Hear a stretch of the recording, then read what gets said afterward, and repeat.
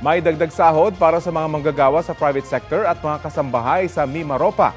Ayon sa National Wages and Productivity Commission, epektibo January 1, 2026, tataas sa 455 pesos ang daily minimum wage ng mga manggagawa sa private sector sa Mimaropa o Mindoro provinces, Marinduque, Romblon at Palawan.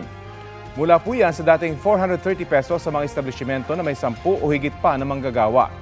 Tataas naman ng 500 pesos ang buwan ng sahod ng mga kasambahay o domestic worker sa naturang rehiyon at magiging 7,000 pesos na.